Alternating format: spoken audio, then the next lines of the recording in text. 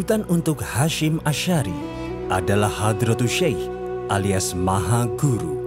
Dalam bukunya yang berjudul Guruku Orang-Orang dari Pesantren, Kiai Haji Saifuddin Zuhri yang pernah menjabat Menteri Agama Indonesia ke-10 pada masa Presiden Soekarno, yang juga ayah dari Menteri Agama di era Reformasi, Lukman Hakim Syaifuddin, Hadratus Syekh Hashim Asy'ari adalah tokoh besar yang sangat bersahaja. Berbeda dengan putranya Abdul Wahid Hashim yang terlihat modern dan berpenampilan perlente, Hadratus Syekh masih setia dengan baju Jawa. Pakaian yang dikenakan terlihat seperti piyama yang tak berkerah, berwarna putih kain katun, mengenakan sarung dan sorban, kemana-mana selalu membawa tongkat. Kalau subuh, belum subuh, Mbah Hashim keluar tuh, kan belum pakai tongkat tuh, tok, terdengar suaranya. Saya tok, waduh sudah dengar.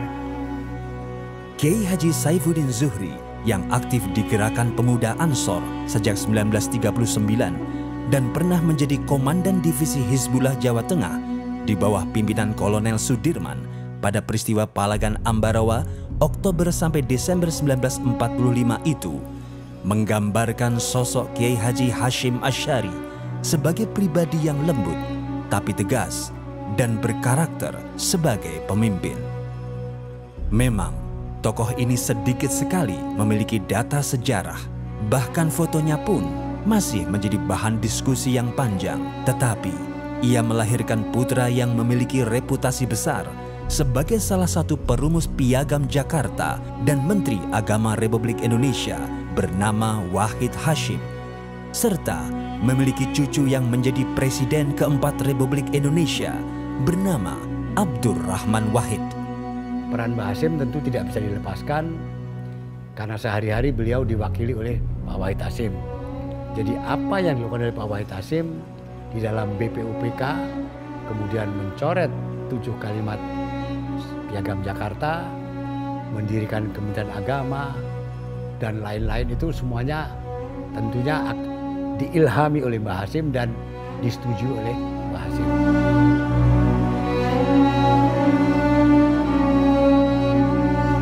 Kiai Haji Muhammad Hashim Asy'ari adalah pendiri Pondok Pesantren Tebu Ireng, Jombang, Jawa Timur, dan salah satu ulama pendiri organisasi muslim terbesar di Indonesia, Nahdlatul Ulama atau NU.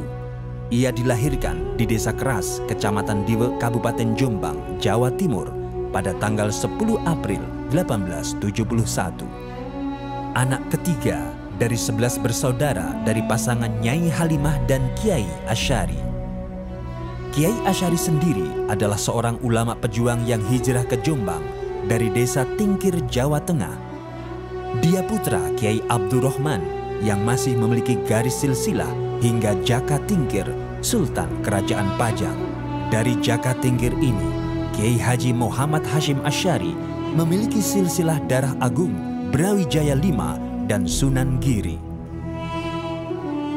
Sementara Nyai Halimah, ibu Muhammad Hashim Asy'ari, adalah putri Kiai Usman, seorang pejuang eks-pasukan Diponegoro, pendiri Pondok Pesantren Gedang, Tambak Beras, Jombang, Jawa Timur.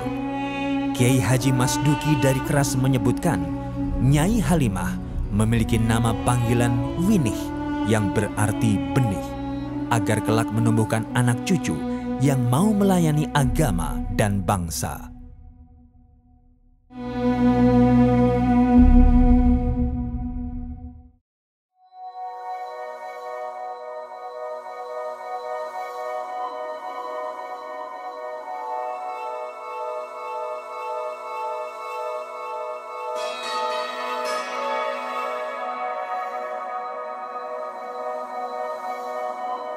Memandang Mbah Hashim itu dalam beberapa aspek, yaitu sebagai pendidik, sebagai pendiri pesantren, sebagai penulis banyak kitab. Yang kedua, sebagai tokoh Nahdlatul Ulama. Yang ketiga, sebagai tokoh Islam. Yang keempat, sebagai tokoh bangsa. Muhammad Hashim Asy'ari adalah seorang pecinta ilmu. Di masa mudanya, ia sudah belajar ilmu-ilmu baca tulis, bahkan huruf Arab gundul pun ia begitu mahir pada usia muda. Ia sudah hafal bait-bait Alfiyah Ibnu Malik saat umurnya belum genap 12 tahun. Menurut Kiai Haji Abdurrahman Wahid, pada usia 13 tahun, Kiai Haji Hashim Asy'ari sudah menjadi asisten mengajar ayahnya. Demikianlah sejarah menuturkan, Muhammad Hashim Asy'ari muda tidak saja sekedar menimba ilmu, melainkan juga mempraktekkan ilmu-ilmu yang sudah didapat dari ayahnya.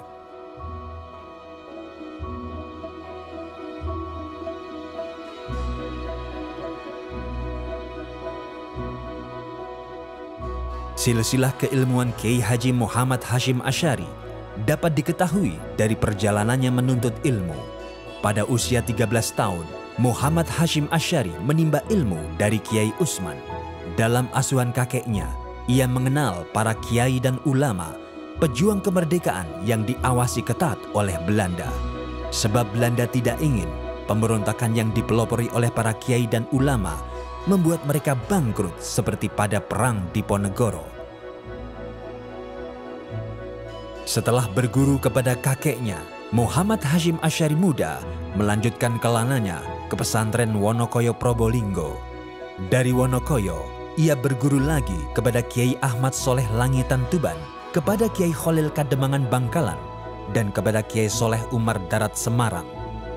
Kiai Haji Dimyati Rois Kaliwungu menyebutkan ada 3 Kiai Soleh termasyhur saat itu yang menjadi guru Kiai Haji Muhammad Hashim Asy'ari, yaitu Kiai Soleh Umar Darat Semarang, Kiai Ahmad Soleh Langitan Tuban, dan Kiai Soleh Gresik. Ketika nyantri di Mbah Soleh Darat Semarang dan Langitan itulah Kiai Haji Muhammad Hashim Asy'ari berjumpa Kiai Haji Ahmad Dahlan, pendiri organisasi Muhammadiyah, yang kemudian bertemu lagi ketika keduanya menimba ilmu di Mekah. Jadi Hadratus Syekh ini, Mbah Hashim ini, saya kira hubungannya dengan Kiai Haji Ahmad Dahlan ini sangat dekat karena mereka belajar umumnya itu dengan guru-guru yang sama. Baik guru yang sama itu ada di halakah-halakah Masjidil Haram maupun juga di Madrasah Saulatiyah. Pada tahun 1890, Muhammad Hashim Asy'ari memperdalam ilmu tafsir kepada Kiai Yakub di Siwelan Panji Sidoarjo. Karena kecerdasannya, Kiai Yakub terpikat hati padanya. Hashim Asy'ari pun dipinang untuk menjadi menantunya, menjadi suami putrinya Khadijah. Berhasil menimba ilmu kepada ulama-ulama besar di tanah Jawa, Muhammad Hashim Asy'ari melanjutkan kelananya ke Mekah bersama istrinya. Namun gagal, istri dan anak pertamanya meninggal dunia ketika melahirkan. Hal ini membuat tekadnya sempat goyah. Pada tahun 1893, Muhammad Hashim Asy'ari kembali lagi ke Mekah bersama adik perempuannya Anis Asy'ari. Namun Anis Asy'ari pun meninggal dunia. Di bawah asuhan Syekh Mahfud Termas, ia mengaji kitab Shahih Bukhari. Ia mendapat ijazah sanad yang menandakan dirinya berhak mengajar kitab besar tersebut dan menyandang gelar Hadratus Syekh yang berarti Tuan Guru Besar.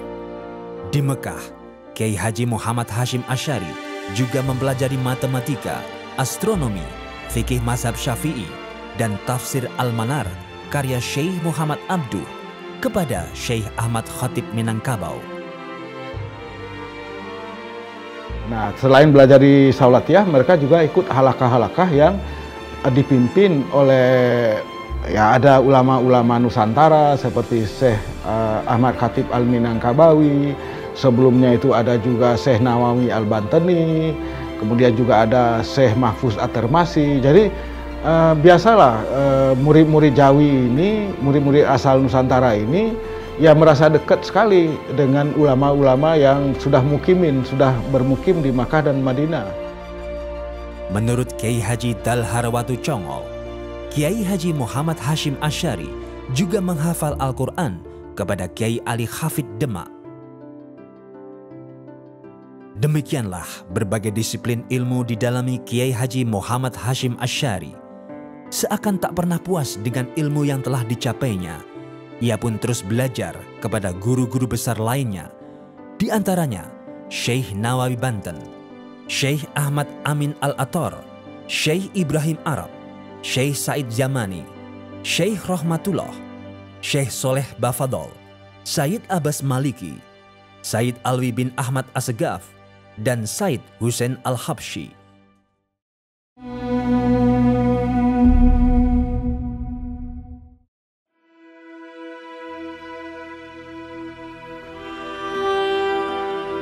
Pada tahun 1898, Kiai Haji Muhammad Hashim Asy'ari pulang ke tanah air dan mengajar di pesantren ayahnya di Keras, Jombang. Ia menikah dengan Khadijah. Namun 2 tahun menikah, Khadijah meninggal dunia. Kiai Haji Muhammad Hashim Asy'ari menikah lagi dengan Nafikoh, putri Kiai Ilyas dari pesantren Sewulan Madiun. Kiai Ilyas adalah keturunan Kiai Hasan Besari Ponorogo, salah satu guru pujangga besar bernama Ronggo Warsito. Dari Nafikoh, Kiai Haji Muhammad Hashim Asy'ari dikaruniai 10 orang anak: Hanah, Khairiyah, Aisyah, Azah, Abdul Wahid, Abdul Khalik, Ubaidillah, Masuroh, dan Muhammad Yusuf. Tahun 1899, gejolak darah muda Kiai Haji Muhammad Hashim Asy'ari mendidih. Ia tak lama tinggal di Keras. Dengan keberaniannya, ia memutuskan diri untuk mendirikan pondok pesantren Tebu Ireng di dekat pabrik gula Cukir. Beliau mendirikan pesantren di tempat yang rawan. Padahal sebenarnya kalau kita melihat dengan kacamata fisik, kita harus mendirikan pesantren di tempat yang mewah. Beliau justru tidak. Kenapa? Karena beliau dalam memandang keindahan lebih dekat dengan cara Imam Ghazali. Jadi beliau itu melihat keindahan dengan kacamata batin. Jadi tempat yang rawan, tempat yang banyak premannya. Di dekat pabrik gula Cukir itu, Kiai Haji Muhammad Hashim Asy'ari menghadapi dunia hitam yang marak dengan kekerasan dan prostitusi. Setiap malam, pondok pesantren Tebu Ireng diteror dan diancam oleh centeng-centeng suruhan Belanda. Santri-santri mengambil tempat tidur di tengah-tengah bilik mereka agar tak tertusuk senjata tajam. Kawasan Cukir pada era itu adalah simbol dari 3 kegelapan, yaitu kolonialisme Belanda, lokalisasi pelacuran, dan tempat mangkal para preman. Kehadiran Kiai Haji Muhammad Hashim Asy'ari untuk mendirikan pondok pesantren Tebu Ireng di tempat itu jelas membutuhkan keberanian dan nyali, selain kesiapan ilmu dan laku.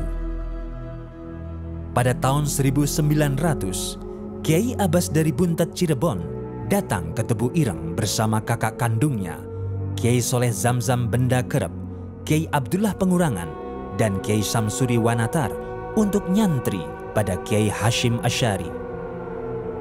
Di pesantren Tebu Ireng, para pendekar muda dari tanah Sunda ini turut membantu santri-santri Tebu Ireng dari banyaknya gangguan para penjahat.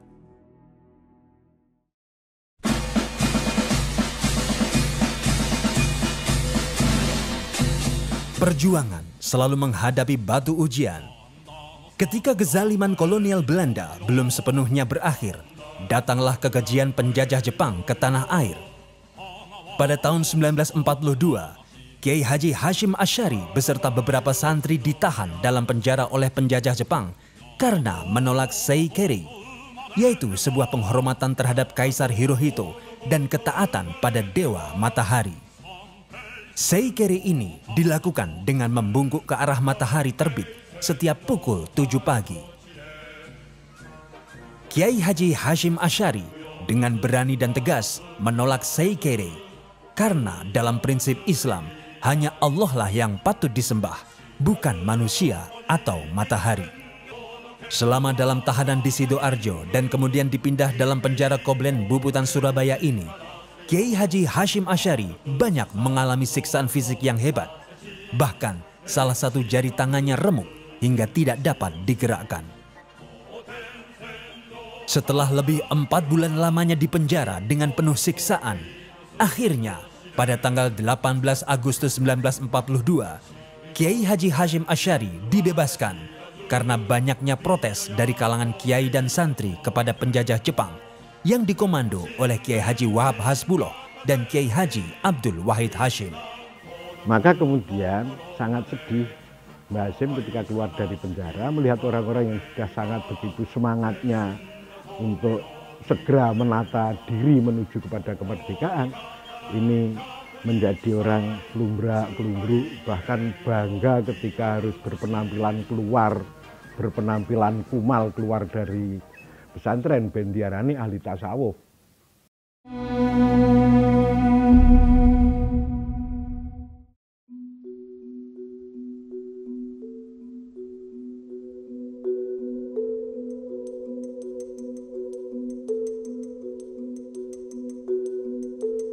Kiai Haji Muhammad Hashim Asy'ari tidak mencukupkan keberhasilan untuk dirinya sendiri. Ia mewariskan jiwa kemandirian dan kepemimpinan kepada keluarga dan santri-santrinya. Dan beliau mendirikan pesantren di situ dengan sebuah imajinasi, sebuah mimpi yang indah bahwa tempat ini nanti harus menjadi tempat sumurnya ilmu, tempat orang dari berbagai macam tempat belajar agama serta akhlak dan cinta kepada bangsa dan tanah air. Berbekal ijazah sanad dari gurunya Syekh Mahfud Termas, Kiai Haji Muhammad Hashim Asy'ari menggelar khataman kitab Sahih Bukhari pada setiap bulan suci Ramadan, sehingga namanya terkenal sebagai guru besar hadis di Nusantara. Hal ini mengundang setiap kiai dan ulama baik dari Pulau Jawa maupun luar Jawa untuk mengaji hadis kepadanya. Tidak terkecuali gurunya sendiri, Kiai Khalil Kademangan Bangkalan Madura. Demikian keberanian dan kesabaran Kiai Haji Muhammad Hashim Asy'ari. Baginya, keberanian harus dilandasi dengan ilmu. Bareng aku khidmatul ilmi, moko opo wae hasil kabeh. Setelah aku mengabdikan diri pada ilmu, maka segala sesuatuku berhasil dan kesabaran harus ditunjukkan dengan kedisiplinan. Yang sangat menarik pada kepribadian Hadratus Syekh Hashim Asy'ari itu adalah kepedulian yang total, baik kepada urusan agama, kepada urusan bangsa dan penderitaan rakyat, bahkan sampai urusan kemerdekaan. 4 perkara yang harus dipedomani oleh pribadi muslim dalam memupuk keberanian dan karakter menurut Kiai Haji Hashim Asy'ari. Pertama, menghindari penguasa yang tidak melaksanakan keadilan. Kedua, menghormati mereka yang berusaha dengan sungguh-sungguh meraih kebahagiaan di akhirat. Ketiga, menolong orang miskin. Dan yang keempat, melaksanakan sholat berjamaah. Di dalam menegakkan kedisiplinan, Kiai Haji Muhammad Hashim Asy'ari menggunakan tongkat sebagai simbol untuk meluruskan santri-santrinya yang berlaku bengkok. Nah, sebagai pendidik kita tahu ya, beliau menulis cukup banyak kitab. Tidak hanya berdakwah dengan kata-kata dan bersyiar dengan kelembutan lidahnya saja, Kiai Haji Muhammad Hashim Asy'ari juga tajam dalam mengasah pena dan disiplin dalam menulis guna menjawab problem-problem masyarakat, baik melalui surat-surat, selebaran-selebaran, majalah-majalah, koran-koran maupun buku-buku. Di antara buku-buku karya Kiai Haji Muhammad Hashim Asy'ari adalah Adabul Alim wal Muta'alim, Ziyadah Ta'liqat, Al-Tanbihat Al-Wajibah Liman Yasna' Al-Maulid Bil Al-Munkarot, Risalah Al-Jamaah, An-Nur Al-Mubin Fi Mahabbati Sayyid Al-Mursalin, Cinta Rasul Utama, Hasyiyah ala Fatih Syekh Zakaria Al-Ansori Al-Rahman Bisyahr Risalah Al-Wali, Al-Duror Al-Munqantirah Fi Al-Masail Tis'a Asyara, Tamyiz Al-Haq An Al-Batil, Al-Tibyan Fin Nahyi An Muqatta'ati Al-Arkam wa Al-Aqarib wa al-Ikhwan, Al-Risalah Al-Tauhidiyah, Al-Qolaid fi Bayani ma yujibu min al-Aqaid. Dari 1919 ke 1922 itu Mbah Hasyim memang amat berperan, amat sangat memprihatinkan kondisi umat, dan dibuktikan dengan gerakan-gerakan termasuk pembelajaran berdagang antar negara, pembelajaran bertani mengikuti pola teknik Belanda. Itu sudah sangat luar biasa. Setiap hari Selasa dan Jumat, kegiatan Pondok Pesantren Tebu Ireng diliburkan. Kiai Hasyim Asy'ari memberi ruang bagi para santri untuk mandiri dan berwirausaha.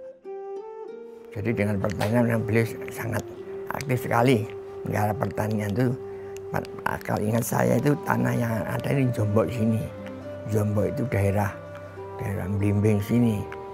Itu yang sering beliau pergi ke sana naik dokar. Berkat kerja keras, ketekunan dan jerih payahnya di bidang pertanian, Kiai Hasyim Asy'ari berhasil memiliki sawah seluas lebih dari 10 hektar. Dan dengan sawah itu pula, ia bersama santri-santri bekerja dan hasil panennya untuk membiayai pesantren Tebu Ireng. Kelak, jiwa kemandirian tersebut tercermin pada Pondok Pesantren Tebu Ireng dan organisasi NU yang tidak tergantung pada bantuan pemerintah. Jadi tidak hanya Mbah Hasyim bukan hanya sekedar ulama yang paham tentang agama, tentang hadis, tentang Quran, tafsir dan sebagainya, sekian-sekian fan agama, tapi Mbah Hasyim keluar itu justru diaplikasikan dalam bentuk kehidupan nyata. Kiai Haji Muhammad Hasyim Asy'ari adalah pendidik yang lihai dalam mengajarkan akhlak mulia dan jiwa keteladanan seorang pemimpin kepada keluarga dan para santrinya. Tak jarang ia mendelegasikan kepemimpinannya kepada putranya, Kiai Haji Abdul Wahid Hasyim, dalam forum-forum resmi Majelis Islam A'la Indonesia atau MIAI dan Partai Masyumi. Kita ingat bahwa beliau pernah diminta untuk menjadi semacam ketua Dewan Syuro Partai Masyumi tahun 45. Nah, di situ beliau bisa memainkan peran secara baik yang dilakukan sehari-hari oleh putra beliau, yaitu Kiai Abdul Wahid Hasyim. Jiwa kepemimpinan Kiai Haji Abdul Wahid Hasyim terlihat ketika membentuk sayap militer Hizbullah di Masyumi dan Sabilillah di NU. Kiai Haji Abdul Wahid Hasyim putranya adalah salah satu anggota tim 9 BPUPKI dan PPKI yang merumuskan dan menandatangani Piagam Jakarta. Jadi apa yang dilakukan oleh Pak Wahid Hasyim di dalam BPUPK, kemudian mencoret 7 kalimat Piagam Jakarta, dan sebelumnya oleh Jepang diminta menjadi ketua Sumubu atau kantor urusan agama Jepang, mendirikan Kementerian Agama dan lain-lain, itu semuanya tentunya diilhami oleh Mbah Hasyim dan disetujui oleh Mbah Hasyim. Pada masa Jepang, Kiai Haji Abdul Wahid Hasyim dipercaya memimpin lembaga urusan agama, Sumubu, cikal Kementerian Agama, dan menghasilkan kiai yang kemudian mendirikan pesantren-pesantren yang bahkan lebih besar daripada pesantren Tebu Ireng. Jiwa kepemimpinan yang ditanamkan oleh Kiai Haji Muhammad Hasyim Asy'ari kepada santri-santrinya dapat terlihat pada pribadi-pribadi yang berhasil dan menjadi kiai dengan pesantren besar, seperti Kiai Haji Jazuli Usman Ploso Kediri, Kiai Haji Abdul Manaf Lirboyo Kediri, Kiai Haji Bishri Sansuri Denanyar Jombang, Kiai Haji Khudori Tegalrejo Magelang, Kiai Haji Syafaat Blok Agung Banyuwangi, Kiai Haji Zen Syukri Palembang, Kiai Haji Muhid Muzadi Malang, Kiai Haji Adlan Ali Cukir, Kiai Haji Abdul Wahab Khasbullah, Kiai Haji Ahmad Siddiq Jember, Kiai Haji Munasir Ali Mojokerto, Kiai Haji Ahyat Halimi Mojokerto, Kiai Haji Abbas Butat Cirebon, dan A. Hasan, pendiri organisasi Persis. Mbah Hasyim yang sudah begitu luar biasa, ini Mbah Hasyim mampu melahirkan tokoh-tokoh yang justru menurut saya melampaui Mbah Hasyim sendiri. Kayak Gus Dur, ini yang sangat luar biasa, yang menjadi kegelisahan. Seharusnya kita jangan hanya sekedar kagum dengan Mbah Hasyim, tapi bagaimana Mbah Hasyim ini bisa melahirkan generasi yang melampaui dirinya itu. Begitulah ibarat menanam. Kiai Haji Muhammad Hasyim Asy'ari adalah petani yang sukses, sehingga berbuah pada para santri dan anak cucunya. Salah seorang cucunya, Kiai Haji Abdurrahman Wahid, bukan saja dikenal sebagai Presiden RI keempat, melainkan juga seorang pejuang demokrasi dan kemanusiaan yang mendapat pengakuan dunia. Bapak mengatakan, aku pengen duwe anak sing dadi kiai, sing dadi dokter, sing dadi insinyur. Kelakon tiga-tiganya itu disampaikan. Nah, ibu saya bisa menyampaikan itu. Jiwa kepemimpinan Kiai Haji Muhammad Hasyim Asy'ari berpengaruh sampai ke skala internasional. Pengaruh ini dapat terlihat dari kiprah dan langkah Kiai Haji Abdul Wahab Hasbullah dalam melakukan diplomasi dan berorganisasi. Ketika sang guru bangsa Hos Cokro Aminoto mendirikan Serikat Islam atau SI pada tanggal 16 Oktober 1912 di Surabaya, Kiai Haji Abdul Wahab Hasbullah mendirikan SI Cabang Mekah bersama Ajengan Abdul Halim, Ajengan Ahmad Sanusi, dan Haji Mas Mansur. Saat sudah menetap di Surabaya pada tahun 1915, Kiai Haji Abdul Wahab Hasbullah meminta izin kepada Kiai Haji Muhammad Hasyim Asy'ari untuk mendirikan Syirkatul Inan, koperasi yang bergerak di bidang pertanian dengan pola berbagi keuntungan setiap setahun sekali. Adapun pimpinan Syirkatul Inan tersebut adalah Kiai Haji Muhammad Hasyim Asy'ari sendiri dan Kiai Haji Abdul Wahab Hasbullah sebagai bendaharanya. Jiwa kepemimpinan Kiai Haji Abdul Wahab Hasbullah yang ditanamkan oleh Kiai Haji Muhammad Hasyim Asy'ari juga tampak ketika ia bersama Haji Mas Mansur mendirikan Nahdlatul Wathon pada tahun 1916, sebuah lembaga pendidikan agama bercorak nasionalis yang berbeda dengan pola pendidikan pondok pesantren pada umumnya.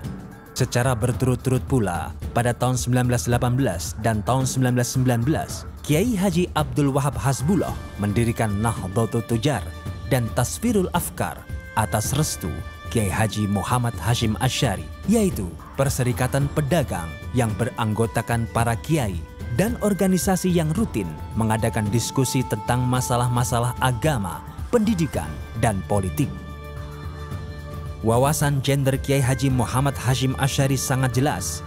Melalui Nyai Khoriyah Hasyim putrinya, ia mendorong kaum perempuan untuk tampil dan menjadi penggiat pendidikan perempuan yang mandiri. Nyai Khoriyah Hasyim meneruskan pondok pesantren khusus putri di Seblak, pondok pesantren peninggalan suami pertamanya, Kiai Haji Maksum Ali. Ia juga pelopor madrasah perempuan pertama di Mekah setelah mengikuti suami keduanya, Kiai Haji Muhaimin. Beliau menilai perempuan tidak kalah ruang geraknya, tidak kalah kiprahnya, tidak kalah potensinya, tidak kalah segala-galanya daripada laki-laki. Karena itu beliau memberikan ruang yang besar juga kepada perempuan-perempuan yang hadir dalam kehidupan beliau. Istri beliau seorang pejuang, ikut mengurus kemaslahatan umat di sekitar Pondok Tebu Ireng.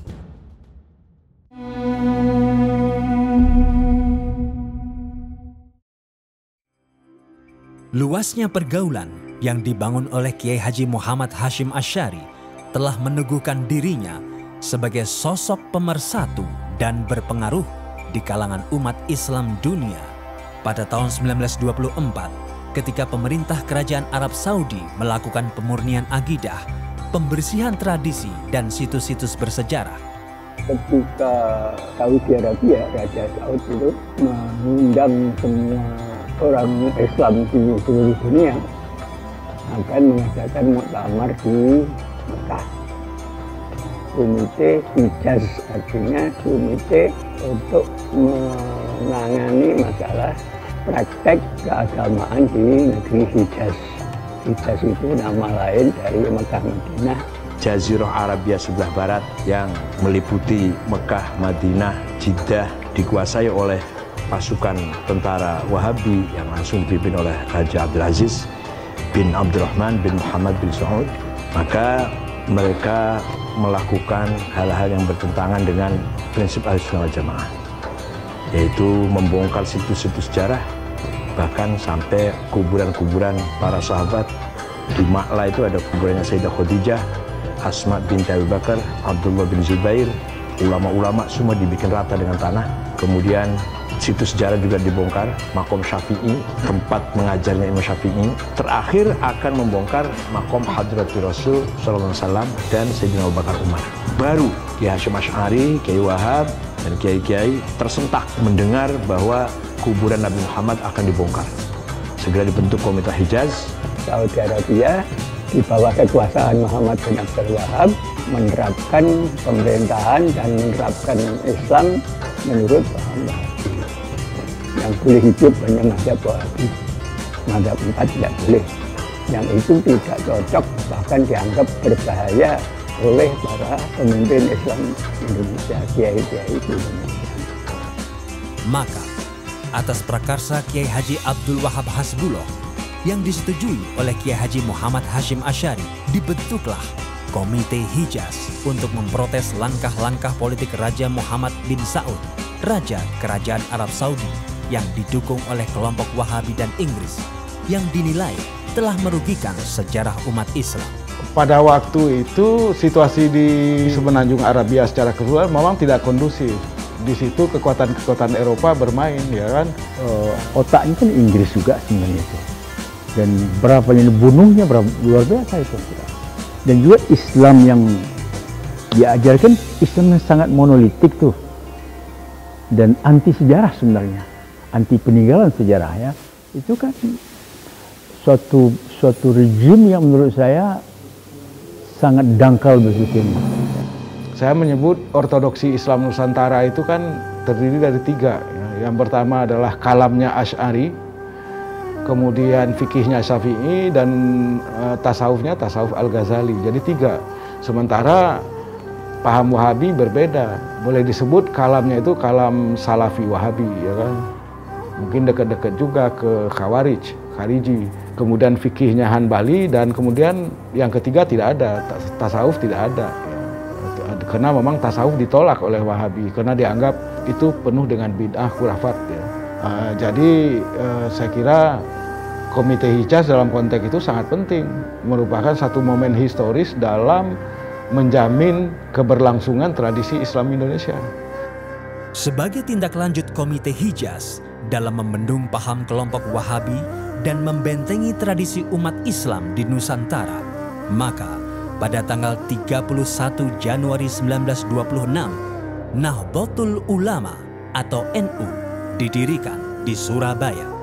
Maka sebagai cikal bakalnya, beliau taswir afkar, mencari format berpikir yang pas untuk umat Islam Indonesia, Nahdlatul Tujar, kebangkitan para pedagang santri.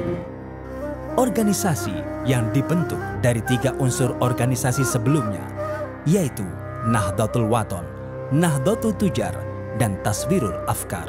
Lalu para pendiri NU itu berpikir, ini kalau ditanzim, ditata dalam suatu organisasi, alangkah lebih sangkil dan mangkusnya khidmah ini. Nah, Sayyidina Ali ngendika, yang batil saja bisa mengalahkan yang hak kalau yang batil ditata dengan rapi dan yang batal tidak.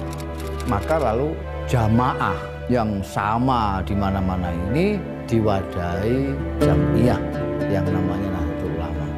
Tahun 26 itu Kiai Hasyim Asy'ari bersedia menjadi Rais NU dan oleh Kiai Wahab diberi jabatan Rais Akbar. NU lahir tahun 26 itu adalah menstrukturkan yang kultural.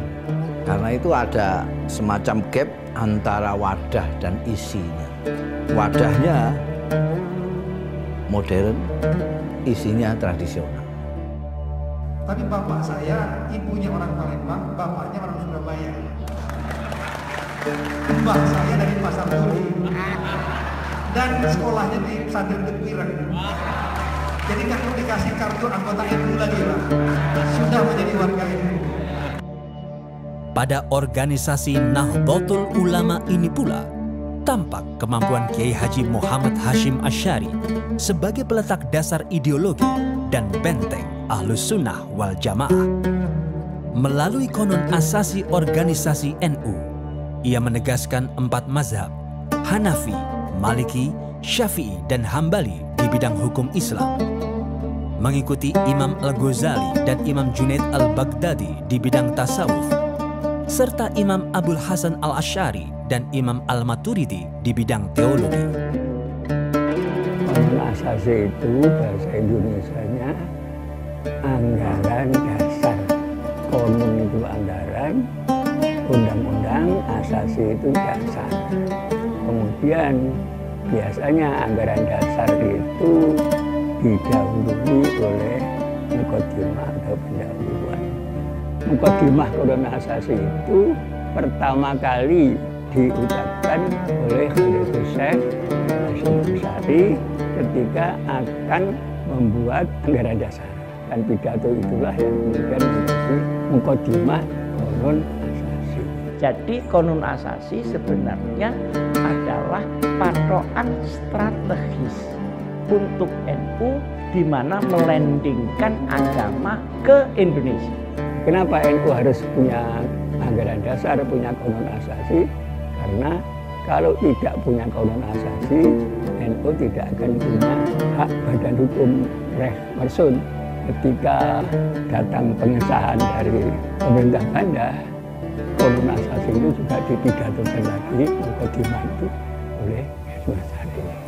Yang saya tangkap dari mukadimah konon asasi itu pertama iman dan takwa, kedua persatuan di kalangan kaum muslimin, juga itu masalah kehidupan bermadzhab. Oleh karena itu apapun yang terjadi, apa yang tercantum dalam mukadimah konon asasi tidak bisa berubah. Muktamar kapan saja tidak bisa merubah mukadimah konon asasi. Konon asasi ini yang menjadi landasan sikap organisasi NU yang bersifat tawasud, moderat, tasamuh, toleran, dan tawazun berimbang dalam mengawal Pancasila, Bhinneka Tunggal Ika, Negara Kesatuan Republik Indonesia, dan Undang-Undang Dasar 1945. Kiai Haji Hasyim Asy'ari sebagai Hadratus Syekh dan juga pendiri Nahdlatul Ulama itu cenderung dikira orang sebagai figur yang konservatif. Padahal sebetulnya beliau adalah figur yang sangat progresif. Kalau tidak ya tentu saja tidak ada Nahdlatul Ulama. Nahdlatul Ulama didirikan dengan nilai-nilai prinsipil yang sangat kuat. Prinsip itu adalah prinsip tasamuh, tawazun, tawasud, i'tidal, dan amar ma'ruf nahi munkar. Jiwa pemersatu dalam diri Kiai Haji Muhammad Hashim Asy'ari juga muncul ketika ia menggalang kekuatan politik umat Islam untuk melawan penjajah. Pada tanggal 18-20 September 1937, ia menggagas Majelis Islam A'la Indonesia atau MIAI, sebuah lembaga federasi organisasi-organisasi umat Islam. Kiai Haji Muhammad Hashim Asy'ari terpilih sebagai pimpinan yang didukung oleh Kiai Haji Mas Mansur dari Muhammadiyah dan Wondo Amiseno dari Syarikat Islam. Kiai Haji Muhammad Hashim Asy'ari menjadi wakil MIAI ini di Volksstraat, Parlemen masa Belanda, dalam mengusung aspirasi umat Islam seperti pengesahan Undang-Undang Perkawinan. Dan ketika Partai Politik Majelis Syuro Muslimin Indonesia atau Masyumi terbentuk pada tanggal 24 Oktober 1943, Kiai Haji Muhammad Hashim Asy'ari terpilih lagi sebagai Rois Syuriah atau pimpinan tertinggi. Menurut Profesor M. Syafi'i Ma'arif, jika Kiai Hasyim tidak wafat pada tahun 1947, Partai Masyumi tidak akan dibubarkan. Dan sesungguhnya orang yang pemersatu umat. Umpamanya beliau tidak wafat tahun 47 ya, belum tentu loh Masyumi itu pecah. Perjuangan Kiai Haji Hashim Asy'ari di dalam melawan penjajah tidak saja melalui pergerakan politik dan fatwa-fatwa agama belaka, berbagai cara ditempuh olehnya, termasuk di bidang kesenian. Kedekatan Kiai Haji Hashim Asy'ari terhadap keluasan seni tampak pada santrinya Asmuri atau ayah pelawak Sri Mulat Asmuni. Asmuri adalah seorang tokoh pemeran ludruk. Pada suatu hari, Asmuri dipanggil oleh Kiai Haji Hashim Asy'ari. "Ri, awakmu ojo ngludruk ae, gawe ono gambus," ujarnya. Setelah ditegur oleh gurunya, Asmuri pun menggelar kesenian gambus di Pondok Pesantren Tebu Ireng yang kemudian diberi nama Al-Misri. Pada masa penjajahan, kesenian tidak saja berfungsi sebagai hiburan. Kesenian digunakan untuk menyampaikan pesan-pesan rahasia antar para pejuang, sehingga belakangan dikenal dengan sebutan sandiwara yang berarti menyampaikan pesan rahasia. Seperti kesenian ludruk yang sangat terkenal di daerah Jombang hingga Surabaya, kesenian tersebut digunakan oleh Cak Durosin untuk melawan Jepang. Sebagaimana parikannya berikut: "Pagupon omahe doro, melu nipon tambah sengsara. Pagupon rumah burung dara, ikut nipon tambah sengsara." Menurut Kiai Haji Abdurrahman Wahid, kesenian ludruk sebagai media penyampai pesan dari kalangan pondok pesantren tidak menggunakan pemeran perempuan sesuai ketentuan hukum Islam. Seorang perempuan tidak boleh tampil sebagai penghibur di muka umum kala itu. Sebagai kesenian yang lahir dari rahim pesantren, oleh karena itu pemeran ludruk semua laki-laki.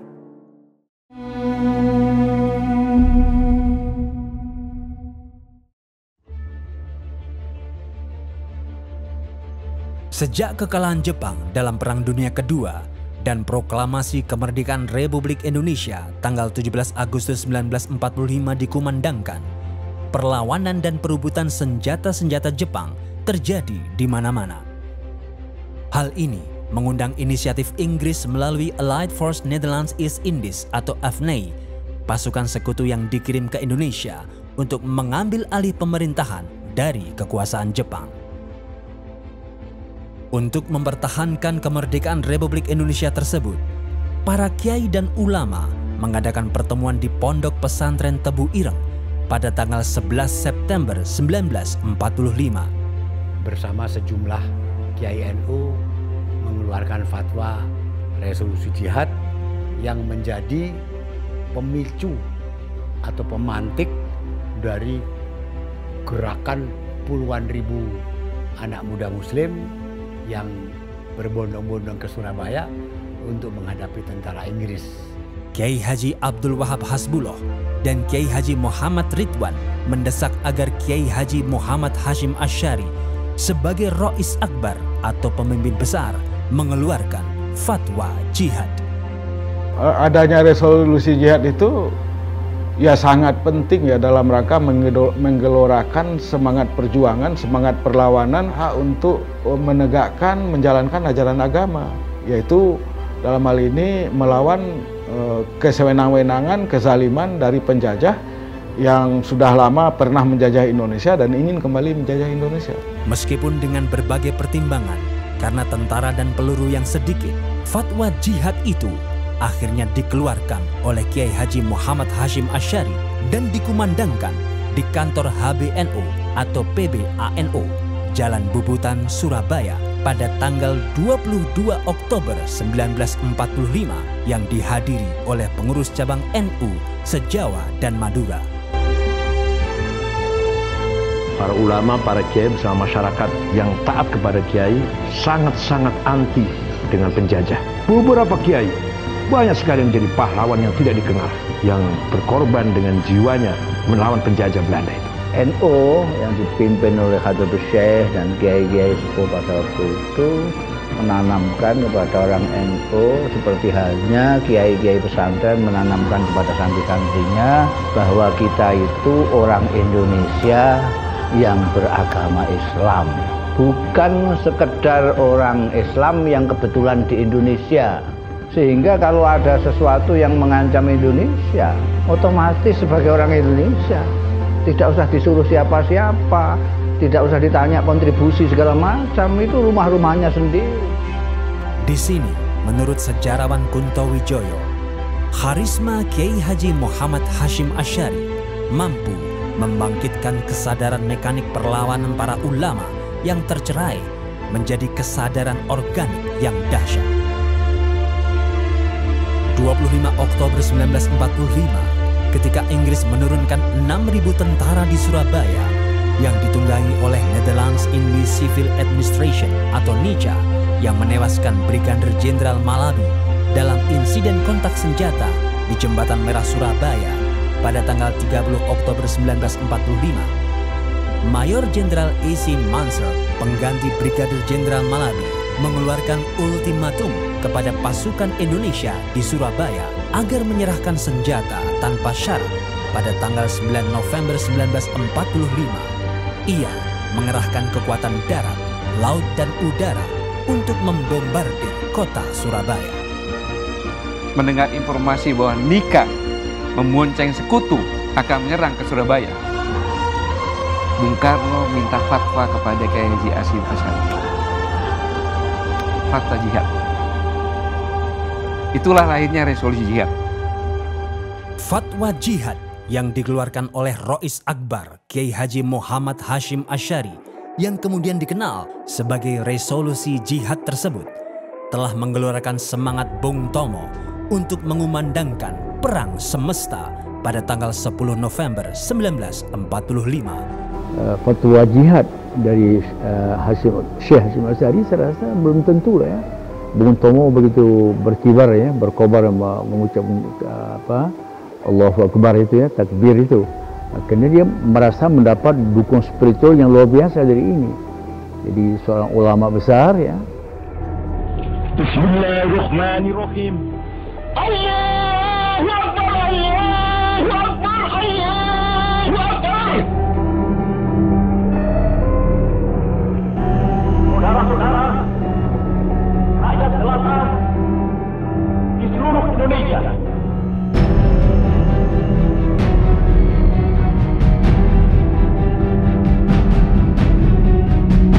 kita semuanya telah mengetahui bahwa hari ini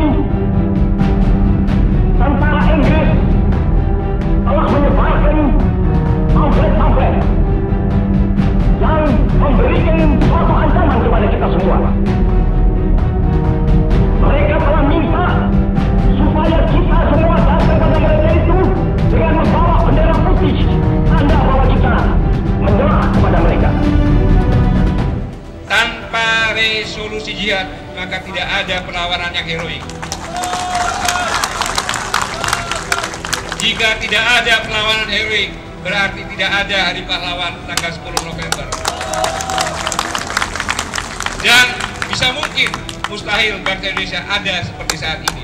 Kiai Hashim Asy'ari adalah pahlawan nasional yang mendeklarasikan perang mempertahankan kemerdekaan sebagai perang jihad. 2 minggu sebelum pertempuran 10 November di Surabaya, tepatnya tanggal 22 Oktober 1945, beliau yang mencetuskan fatwa resolusi jihad yang menggerakkan ribuan santri untuk ikut berjuang. Dengarkanlah ini jawaban kita, ini jawaban rakyat Surabaya, ini jawaban pemuda Indonesia. Selama banteng-banteng Indonesia masih mempunyai darah merah yang dapat memiliki garis dan putih, merah dan putih, maka selama itu kita mau menyerah kepada siapapun juga. Kita tunjukkan bahwa kita ini adalah benar-benar orang yang ingin merdeka. Dan untuk kita saudara-saudara,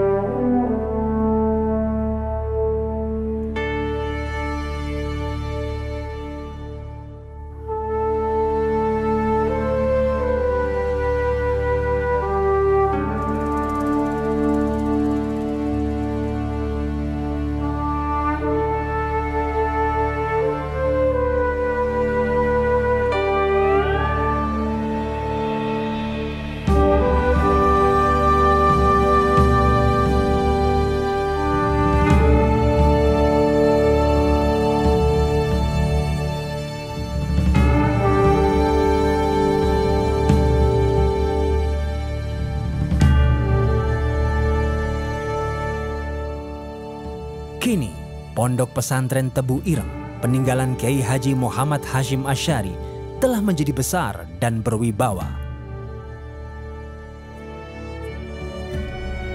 Tradisi salafiyah sebagai ciri khas pondok pesantren masih dipertahankan.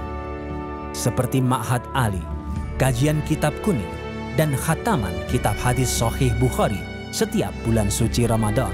Dilengkapi pula dengan sistem pendidikan modern seperti SMP dan SMA A. Wahid Hashim, Madrasah Sanawiyah dan Madrasah Aliyah Tebu Ireng, SMA Sains Tebu Ireng, Universitas Hashim Asy'ari, dan Yayasan Pemikiran Kiai Haji Muhammad Hashim Asy'ari.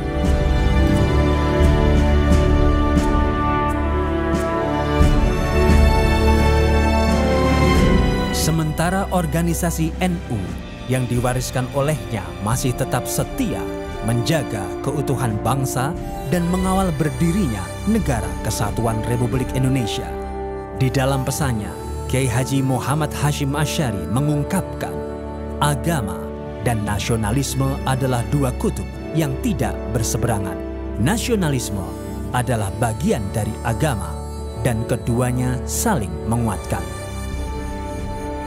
Karena itulah, saat ini pemerintah Indonesia menjadikan tanggal 22 Oktober sebagai Hari Santri Nasional, sebagai wujud penghormatan untuk menandai jasa-jasa perjuangan tersebut.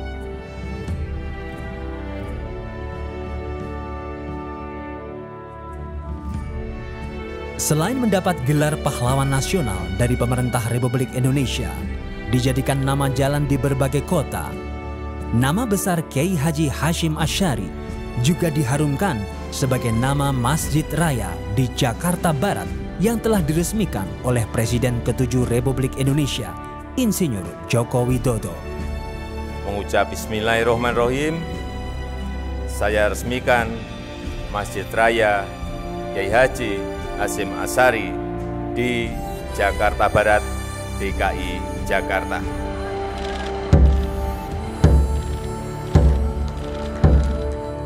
Sebagai Sang Rois Akbar, Kiai Haji Muhammad Hashim Asy'ari telah menjalankan amanah dan menunaikan janji kemerdekaan untuk mengawal dan mewariskan martabat Ibu Pertiwi dengan menjadikan Islam Indonesia sebagai rahmat bagi NKRI dan kemajemukan bangsa.